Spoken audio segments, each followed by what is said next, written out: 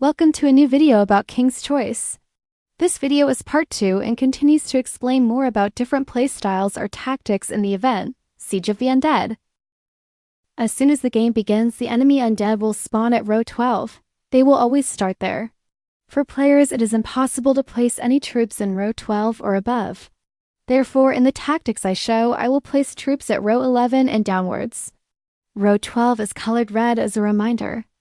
An important thing to know about this event is that you will get points whenever you deal damage against an undead enemy. Therefore, the higher you place your troops, the faster they will fight an enemy. It will give you points. These tactics are just some that me or other players have come up with. They are not guarantees of winning the event. I will now go into more detail about certain tactics. It's important to note that the troops placed are only effective there when they are level 10 or higher. Prior to that, use the tactic mentioned in the previous video. I will start easy with a tactic known as the Rows of Doom. In this tactic, you place the balloon boy in 3 different columns. If you look at the ultimate skill off the balloon boy, it will attack the enemy when it's next to him. Here it is important to make sure those rows stay intact. This means you must place troops at the top of the columns where balloon boys are placed.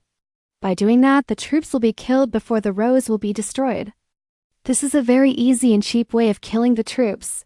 Since you only have to kill 3 columns, instead of the 7, do not place any troops in other locations since that is just a waste of energy. The undead troops will be dead or almost dead before reaching row 3. The farmers in row 1 to 3 are there to prevent other alliances destroying your gate.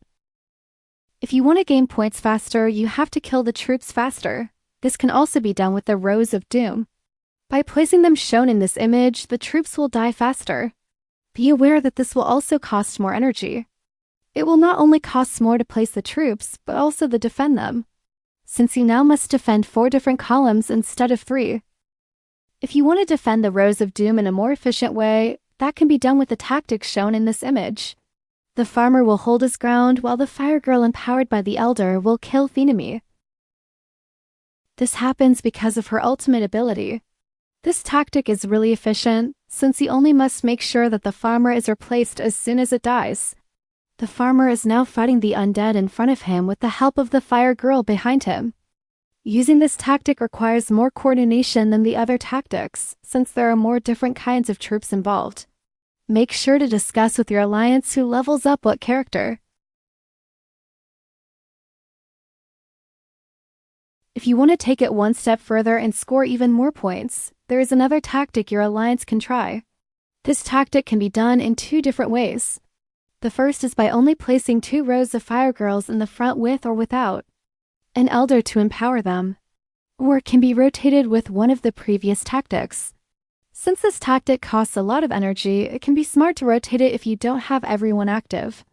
By placing the rows of the fire girl, you will kill the troops fast and gain a lot of points.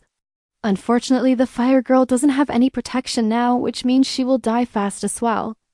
After the players that are placing the fire girl are out of energy, you can fall back to one of the previous tactics. As soon as the players have enough energy again to place 2 full rows of the fire girl, you move the troops out of the way and place the rows back again. I've shown you a couple of tactics and I hope these helped.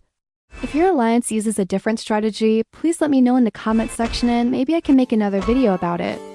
Thank you all for listening and I hope to see you next time. Please like and subscribe.